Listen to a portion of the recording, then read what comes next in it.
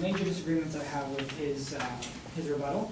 One, he says how the main problem is binge drinking underage because of scarcity. So because there's scarcity in alcohol and you can't get it outside of the party, it increases your chance to binge drink and it causes injury.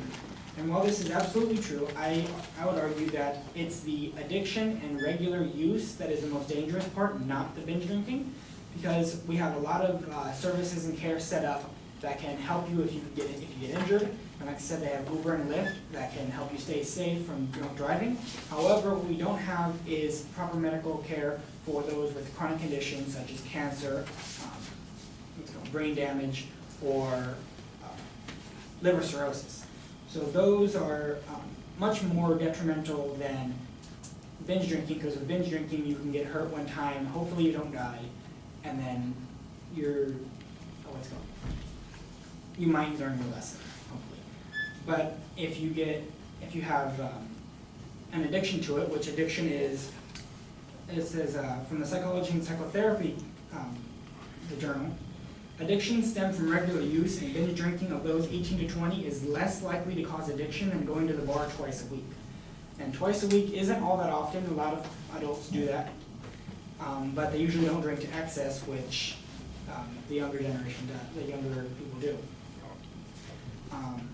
And like I said, most diseases stemming from alcohol are chronic and degenerative, meaning that the earlier you start drinking, the more impactful they will be on your health.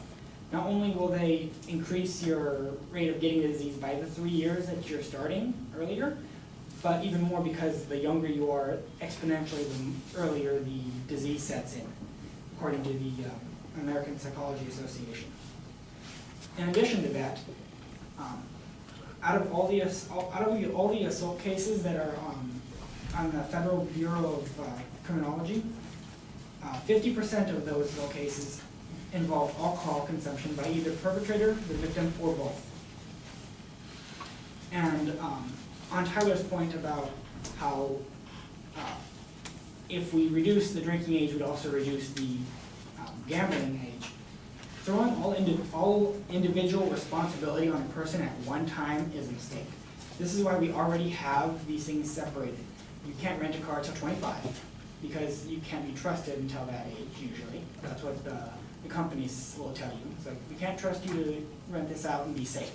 So therefore, we're not going to rent to you until you're mature enough. The legal drinking age is 21 for the same reason. We can't trust you to be mature enough with this responsibility. And we have driving implemented at 16 in the United States.